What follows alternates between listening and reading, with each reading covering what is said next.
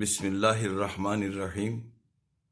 خواتین و حضرات، السلام علیکم ورحمۃ اللہ وبرکاتہ۔ حقیقت علم یوٹیوب چینل سے آپ کا میزبان سید زبیر شاہ بخاری حاضر خدمت۔ سامعین، ایک شاعر کا شعر ہے، مگس کو باغ میں جانے نہ دیجو کہ ناحق خون پروانے کا ہوگا۔ اب بظاہر تو یہ شعر یقیناً آپ کے اوپر سے گزر گیا ہوگا کہ عجیب سی بات ہے کہ شاعر کیا کہہ رہا ہے کہ مگس کو، یعنی مکھی، مگس کہتے ہیں مکھی کو، کہ مکھی کو باغ میں نہ جانے دیجیے۔ اس کی وجہ کہ ناحق خون پروانے کا ہوگا۔ بظاہر انسان حیران اور پریشان ہوتا ہے کہ پروانے کے خون سے مکھی کا باغ میں جانے کا کیا تعلق ہے اور کیا نسبت ہے۔ دراصل اس مکھی سے مراد وہ خاص شہد کی مکھی ہے، یہ عام گندی مکھی نہیں ہے۔ یہ مکھی، شاعر یہ کہنا چاہ رہا ہے کہ جب یہ مکھی باغ میں جاتی ہے، وہاں سے پھولوں، سبزے اور پھلوں کا رس چوستی ہے، پھر یہ اپنے چھتے میں آتی ہے، شہد بناتی ہے، شہد لوگ کھا جاتے ہیں، اور وہ جو چھتا ہے وہ موم کے قالب میں ڈھل جاتا ہے، موم بن جاتا ہے۔ اس سے اس موم سے موم کی بتی بنتی ہے، اس پہ پروانے آتے ہیں اور وہ جل جل کے خاک ہو جاتے ہیں۔ تو شاعر کہتا ہے، بھئی مکھی کو ہی باغ میں جانے سے روک دو کہ اس کے موم سے نہ موم ہوگا، نہ یہ مکھی باغ میں جائے گی، نہ پھول اور پھلوں کا رس چوسے گی، اور نہ ہی آگے سے اس سے موم بنے گا اور پھر اس سے موم بتی بنے گی اور اس پہ کوئی پروانہ آئے گا اور جل کے راکھ ہو جائے گا۔ اس کو ایک اور شاعر نے فارسی میں یوں کہا کہ اے مرغ سحر عشق ز پروانہ بیاموز، کاں سوختہ را جاں شد و آواز نیامد۔ میرا اس شعر کی گہرائیوں سے اور اس شعر کی جو اصل مقصد ہے، وہ مقصد شعر سنانا نہیں ہے، بلکہ اس کے آگے کچھ اور میں کہنا چاہ رہا ہوں۔ آج ملک میں بڑا معاشی بحران ہے، ہر طرف الامان الحفیظ، کوئی شے جو ضروریات زندگی کی ہے وہ عام لوگوں کی پہنچ سے بہت دور ہو چکی ہے۔ یعنی ایسے ہے کہ تاروں سے کرے باتیں۔ آج ہر چیز کا مہنگائی کا عالم یہ ہے، ان کے ریٹس جو ہیں وہ ستاروں سے بھی آگے جہاں اور ہیں وہاں تک پہنچ چکے ہیں۔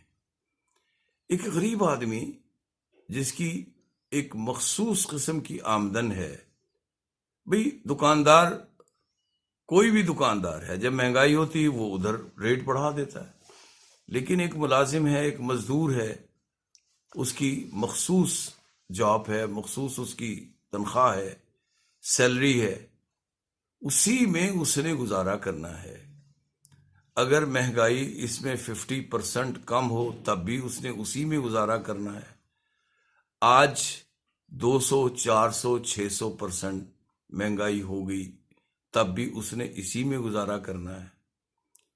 اور یقیناً جب مہنگائی بڑھتی ہے اور انسان، خاص طور پہ جو جاب والے لوگ ہیں، مزدور ہو یا ملازم ہو، سرکاری ملازم ہو، غیر سرکاری ملازم ہو، نیم سرکاری ملازم ہو یا پرائیویٹ کمپنیوں کے ملازم ہوں، جب ان کا ضروریات زندگی اور گھر کا چولہا وہ نہیں جل رہا ہوگا تو وہ یقیناً پھر کرپشن کریں گے، اور جب کرپشن کریں گے تو پھر کسی کو کرپشن راس آ جاتی ہے اور کسی کو کرپشن بھی راس نہیں آتی۔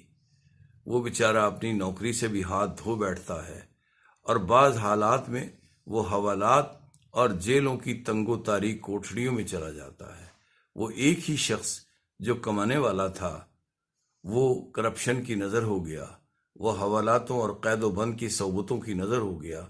اب تو پیچھے اس کے بچے اور بچیاں، اس کے گھر والے فاقہ مستی کا شکار ہو گئے۔ آخر یہ سب کچھ کیوں ہے؟ میں آج حکمرانوں کو اور حکومت کے ارباب حل و عقد، بالخصوص وزارت خزانہ اور وزیر اعظم کو میں ایک رائے اور مشورہ دینا چاہ رہا ہوں کہ آپ ایک ایک چیز پر جو سبسڈی دے رہے ہیں، کہیں چینی پہ سبسڈی دے رہے ہیں اور کہیں دالوں پہ، کہیں گھی پہ، کہیں آئل پہ، کہیں کسی اور چیز پہ سبسڈیاں دے کر آپ کوشش کر رہے ہیں کہ لوگوں تک یہ چیزیں ارزاں پہنچ سکیں، جو کہ نہیں پہنچ پا رہی۔ آپ صرف چند چیزوں پہ آپ سبسڈی دیں، اور وہ کیا ہیں؟ وہ ہے بنیادی چیز آپ کی یہ بجلی، گیس اور پیٹرول۔ یہ اسی سے ملک کی صنعت، ملک کی فیکٹریاں، کارخانے، یہاں تک کہ کاشتکار اور زمینوں کی زراعت، وہ بھی اسی سے وابستہ ہے۔ آپ اگر ایندھن میں آپ کمی کر کے 50% اگر ڈسکاؤنٹ کر کے آپ ایندھن کارخانوں، صنعتوں، ملوں اور زمینداروں اور کاشتکاروں تک اور جاگیرداروں تک یہ پہنچائیں گے، یقیناً جو زمین سے، ایگریکلچر سے ہماری کاشت ہوگی، جو پروڈکشن ہوگی، جو صنعت اور فیکٹری اور کارخانوں سے ہوگی، مین ان کے جو اخراجات ہیں وہ ایندھن پہ خرچ ہوتے ہیں۔ بجلی بہت مہنگی ہے، گیس بہت مہنگا ہے، اور اسی طرح پیٹرول اور پیٹرولیم مصنوعات جو ہے بہت مہنگی ہے، اور وہ تمام کا تمام خرچہ جو ہے وہ ایگریکلچر یا صنعت اور کارخانے اور فیکٹریوں سے ہونے والی پروڈکشن پہ پڑتی ہے۔ جب پروڈکشن پہ پڑتی ہے تو پھر اس کے اثرات نہ صرف مزدور اور لیبرز پہ پڑتے ہیں، بلکہ اس کے اثرات عام جو غریب طبقہ ہے، جو درمیانہ طبقہ ہے، ان پہ پڑتے ہیں۔ اگر آپ ان لوگوں کو پابند کر دیں کہ آپ نے اپنی اشیاء خوردنی اور اشیاء ضرورت کی چیزیں ان کو 50% آپ ڈسکاؤنٹ کر کے آپ مارکیٹ میں لائیں، لیکن ہم آپ کو ایندھن، جس میں بجلی، گیس، پیٹرولیم مصنوعات، ہم اس کو 50% آپ کو ڈسکاؤنٹ کرتے ہیں، تو یقیناً یہ ایک ایسا مرحلہ ہے کہ یہاں سے آپ مہنگائی کم کر سکتے ہیں۔ اسی سلسلے میں انشاءاللہ اگلی جو میری ویڈیو ہے اس کو بھی آپ ضرور دیکھیے گا۔ آج کی ویڈیو چونکہ میں نے بڑی مختصر کی، اس کو میں ڈیٹیل سے کسی وقت بیان کروں گا، تو اگر یہ میری ویڈیو آپ کو پسند آئی ہے، ایک تو یہ کہ میری یہ ویڈیو چونکہ انفارمیشن سے حوالے سے ہوتی ہے اور جو عام حالات کے حوالے سے ہوتی ہے، وہ پوری آپ سماعت فرمایا کیجئے، پوری ویڈیو دیکھا کیجئے۔ اگر آپ کو یہ پسند آتی ہے تو آپ اس کو شیئر بھی کریں، آپ اس کو لائک بھی کریں، آپ اس میں کمنٹس بھی کریں، آپ اس کو سبسکرائب بھی کریں، اور جو بیل کا بٹن ہے اس کو بھی فالو کریں، وہ بھی بجا دیں۔ یقیناً آپ کو میری بات پسند آئی ہوگی۔ شکریہ۔